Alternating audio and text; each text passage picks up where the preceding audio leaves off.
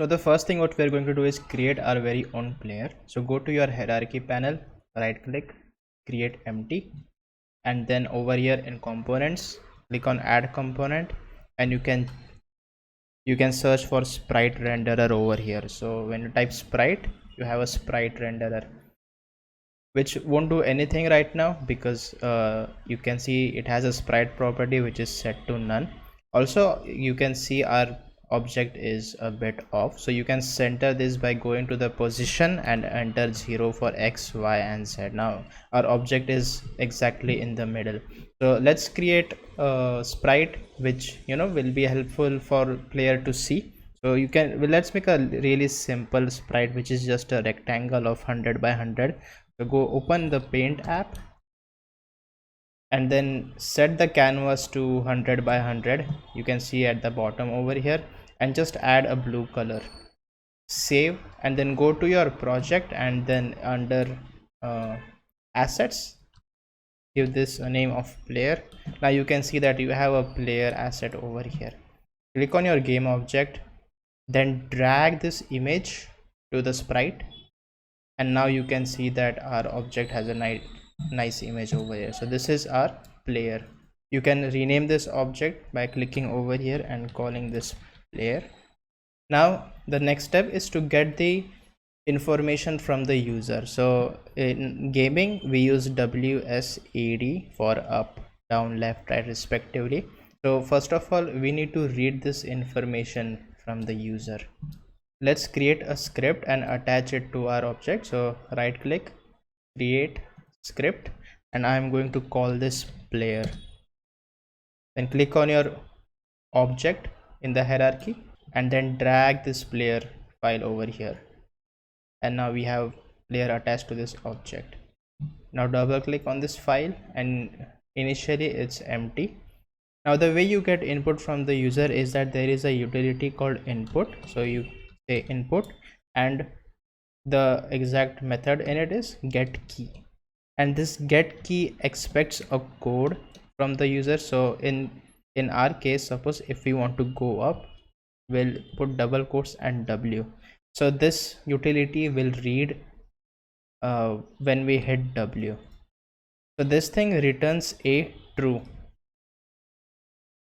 This statement evaluates to true, but we want to read only when this thing is clicked. So we have in C# an if else statement, so we have to evaluate. So how do you write that? Is if in bracket is the condition, which in our case is this first line.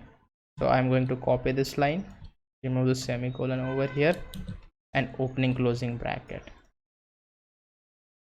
The program cursor comes here, it comes in the update, it goes into the if block, it checks the condition if W is if W is hit.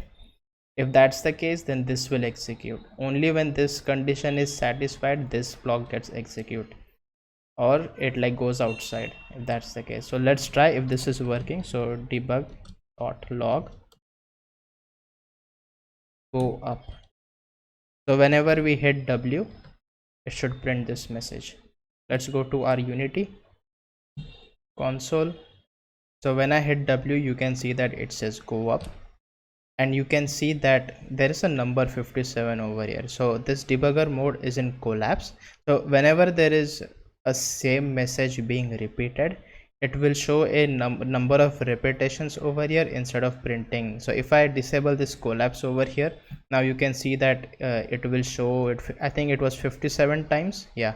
So let me clear this, and when I hold W, I just held it for less than a second, so it printed go up 22 times. And the reason for that is the update method executes for every frame. So if my program is running 60 frames per second, the update method runs 60 times. Similarly, we are going to write the conditions for other keys. So this is the if block. Now we are going to write else if, and over here we can just copy this. This is simple English. If this is true, execute this block, else if this is true, execute this block, and we keep repeating this. So let me format this correctly. So we have W, S, E and D.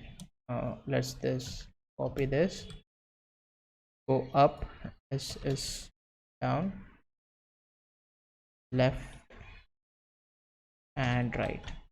I'm going to save this, and when I play my game in Unity, so W, go up, go left, go down and right, we are successfully able to read the input from the user and take decisions based on it.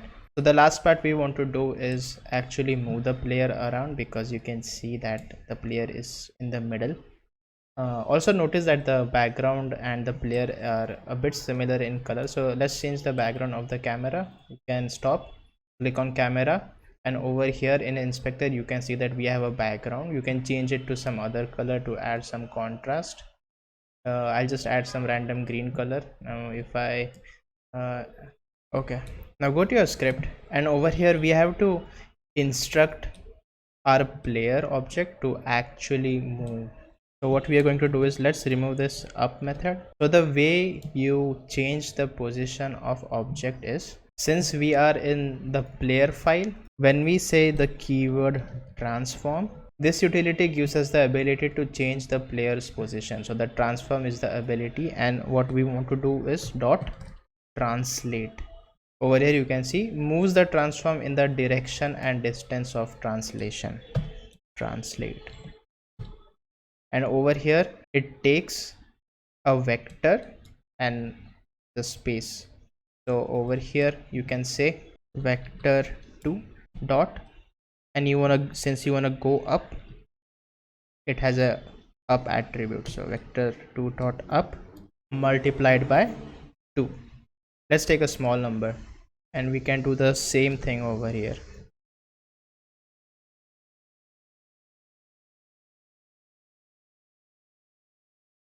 So let's save and test this out. I'm running my game. So I just hit the W key and the object went like out of the screen. So if you're confused like where it went, why it disappeared, maybe the 2 value you entered is too much, or it's possible that we are running on different FPS. If you go on scene and then over here you double click on your player, you see the object over here. So let's zoom out, click on main camera, zoom out, and you can see that our player is all the way up over here. This is like too much speed to our object. So the reason why this happens is, when you launch your game, so you have your PC which is working on, let's say 30 FPS. This basically means that your update method will run 30 times every second, and you launch your game and some other user, your friend who is trying out your game, has 60 FPS. So in his PC the update method gets called 60 times. So if you have something like in our case, the speed is 2,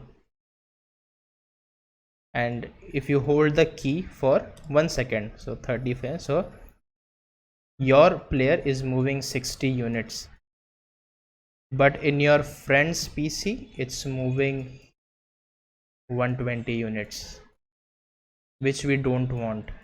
120 units, maybe this is fine in your PC, but this is too much. So how do we fix this? So Unity provides a utility for this. It's called time.delta time. So what time.delta time does is, it makes the player move same on all systems regardless of 30 FPS or 60 FPS. So how does this work? Suppose, again, let's take an example, 20 and 500. Okay, so what it does is, time.delta time, it divides 1 by 20, so 1 second divided by 20 FPS, 0.05, and 500 is 1 upon 500, which is 0.02. Now it takes the 20 frames per second and then it multiplies by this 0.05 into the speed, which in our case was, we said 2, and similarly over here, so it will be 500 multiplied by 0.002 multiplied by 2. And in this case we have 500 into 0.002 into 2 units. So now you can see that with time dot delta time we have the same performance on both the systems. So let's do this. Let's add time dot delta time. Now you can see that our player is moving quite slow, and this is the functionality we want. So in this tutorial we saw how to create a player, then how to get input from the user, then how to actually move the player and fine-tune the player so that it performs the same way on all computers. Thanks for watching this video. Thank you for watching this video. If you have any questions, drop a comment below.